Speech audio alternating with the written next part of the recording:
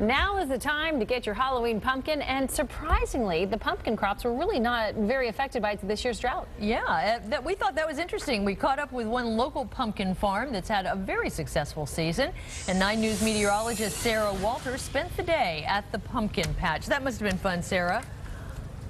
Oh yeah, it was a lot of fun, especially on a nice warm day like today. But on a warm day like today, we've got to remind ourselves that it is fall and that you need to get that pumpkin for your Halloween jack-o'-lantern. Now, lots of people were wondering because of the drought if it would affect the pumpkin patches. But as you can see, it's pretty much not the case.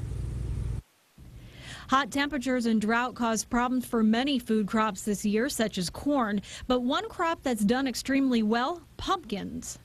The drought year is actually, for us, is easier to manage because we're capable to have the irrigation. We can water when we need it. On a wet year, you get a lot of extra diseases and that in your crops, and you can't take the water away from them.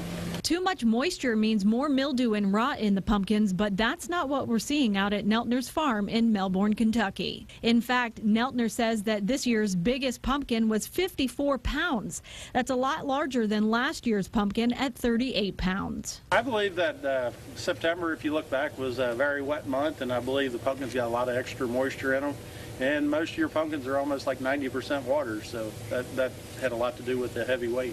After a successful harvest this year, Neltner's farm has all shapes and sizes to choose from. Neltner has some great advice on picking that perfect pumpkin. When you're looking for a pumpkin, you want a good, solid, fairly heavy pumpkin. That means it's full of meat and is a nice green stem. You know, it'll last through Halloween.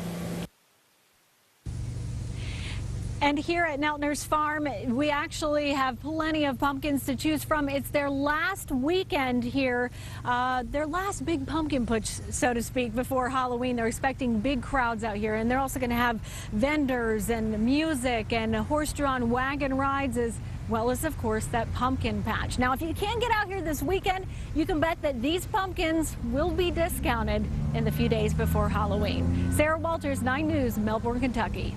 All right, Sarah, thanks so much.